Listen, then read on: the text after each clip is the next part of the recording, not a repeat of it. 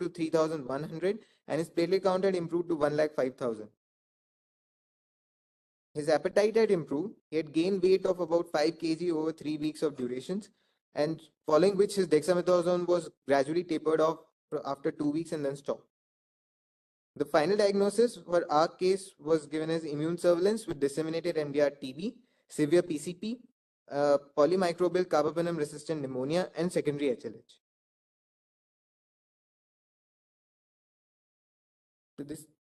So now coming to this drug resistance pulmonary tuberculosis, there's the last few slides. That disposal is very important. So whenever the newly diagnosed case is there, they are supposed to be referred to CTS as far armed forces are concerned. And duration of hospitalization is basically completion of 24 weeks of bed cleaning and can be extended up to 1 year of supervised treatment. If there is no adequate response, then these patients can be invalidated out from the services. If good response is there, then he can be discharged in P3 T24 and follow up in medical OPD monthly and 3 monthly in this respiratory OPD, and can be upgraded to P2 T24 depending upon the observation by the physicians and pulmonologists for at least 1 year post completion of the treatment.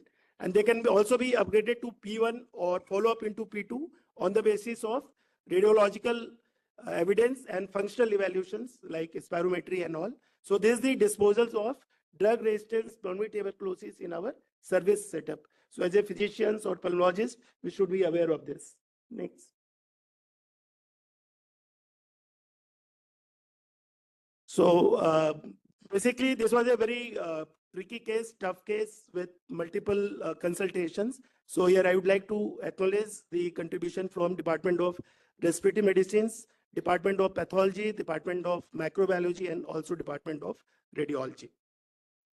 So to the take-home message is to discuss the opportunistic infections in immunosurveillance patients, to discuss the current guideline to MDR and rifampicin resistant TB and this BPAL regimen, which is actually advocated by National Tuberculosis Elimination Program, and as per the health technology assessment, they are now actually advocating to start this new BPAL regime or BPAL-M regime, and also to sensitize the key points about the newer recommendation of newer shorter oral regimen, because it's an oral regimen. So more compliance is there, more cost effectiveness is there.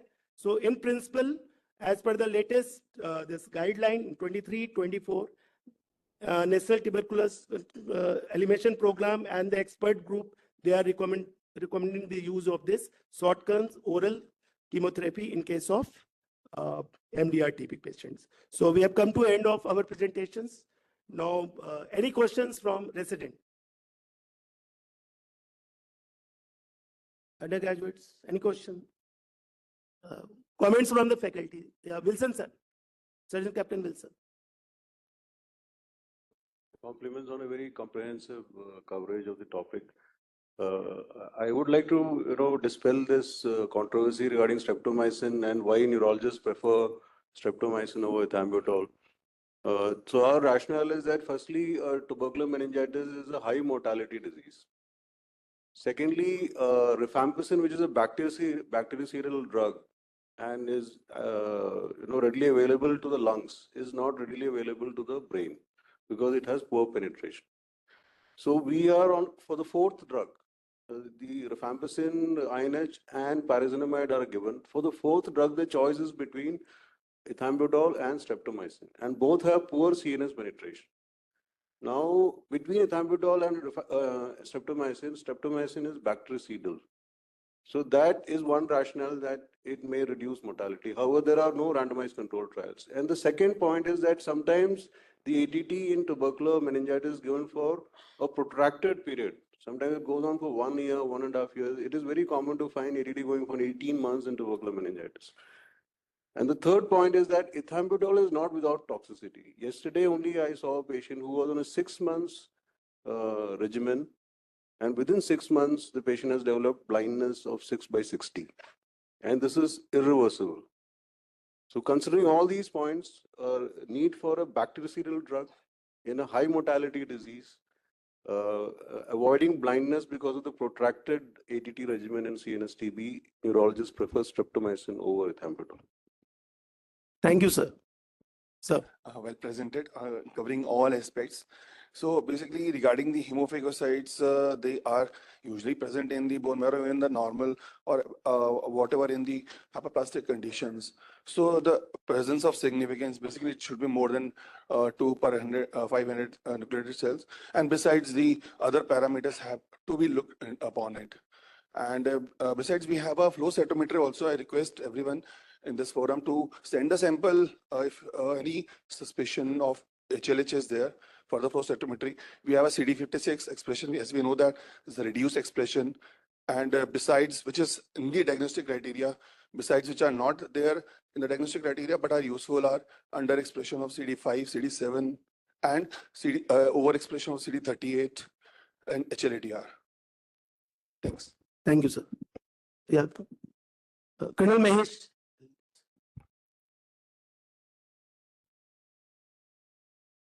Brigadier Pramanik, sir. In a case of disseminated tuberculosis, one diagnosis is not usually enough. And a patient may be having more than one diagnosis at a time. So the most important thing that we should do, and in this case was the first report of TLC was low in Bangalore, and he had lymph node enlargement. So these patients have got TB as well as lymphoma, as well as histoplasmosis, as well as lots of other things.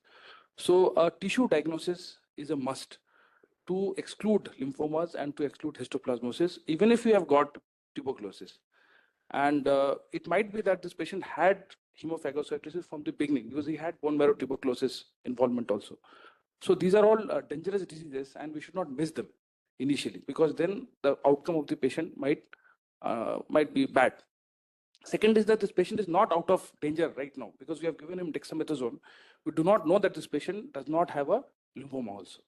So these things we should take care. And for all the postgraduates over here, HIV infection, AIDS, low CD4 count, having disseminated tuberculosis, having lymph node enlargement, having cytopenias, a bone marrow examination is a must. Lymph node biopsy is a must that we should do. Thank you, sir. Colonel Hari.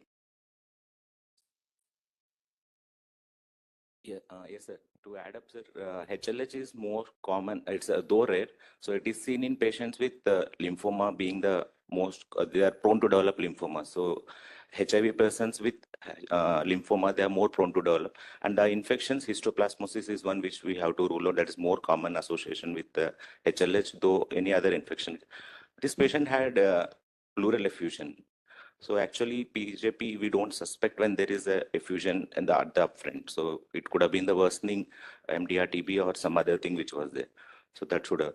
And regarding the use of the BPAL regime, when somebody is exposed for more than 1 month, but if there is no resistance, it was proven that they were sensitive in the first time when it was used. We can reuse the BPAL-M if there was no resistance, even if it was used for more than 1 month. Thank you. Thank you. Yes, ma'am. Thank you for a wonderful presentation, sir. So when this case came, it was given to us as HIV with pancytopenia, and we understood that HIV itself can lead to pancytopenias by way of viruses causing suppression, by way of anemia of chronic disease, by way of the drugs that are there, and hemolysis and all of that can be there. But of course, we saw very, very prominent phagocytosis as what the trainees showed. However, knowing that we do know that hemophagocytosis, we are seeing it as a reactive condition as well. And as rightly brought out, a lot of NKT cell lymphomas do show us prominent hemophagocytosis. So we try to see it in the context of the clinical setting, the HLH 2004 criteria, which is now modified. Earlier, it spoke about the NKT cell activity, and that was the reason for the modification, because we understood that it was difficult to do the NKT cell activity. We know that in HLH, there's disordered NKT cell activity, but all centers will not have adequate equipment and the expertise to measure the NKT cell activity. It is a radio-labeled technique using chromium-51. And therefore, this criteria was removed. So earlier, we had 5 on 8, including fever, splenomegaly, triglycerides, ferritin, fibrinogen, and hemophagocytosis in the bone marrow, spleen, or the lymph nodes. So the NKT cell activity criteria was taken out. And but we do have markers on flow. CD107 is one of them, which can help us to look at the activity of the NKT cells. So that has to be kept in mind. And HLH, I think we are getting a fair number of cases. Sometimes if it's not very prominent, we do an immunohistochemistry using CD163, which is a marker for macrophages, which have the hemoglobin hemopexin complexes. That is what we use to make it more sensitive to picking up the HLH, the hemophagocytosis. So that can be asked for if at all we are not seeing it morphologically. Thank you, ma'am. So rightly said, after the tissue diagnosis as brought out by HOD medicine, this was very important. Probably we would have done this earlier, and this was a game changer in the management of the patients. After that only, the patient has been started on steroids, and he responded to therapy. So thank you, ma'am, for the comment. Can I have final comment from Commandant, sir? Well-chosen index case, and compliments to you and the entire team. Did a good job of covering all the salient features. Both are extremely relevant in our country, HIV as well as tuberculosis. And it was good to see participation from the undergraduates and the residents. Well done. Thank you, sir. So with this, we have come to end of today's Saturday clinical meeting. Thank you.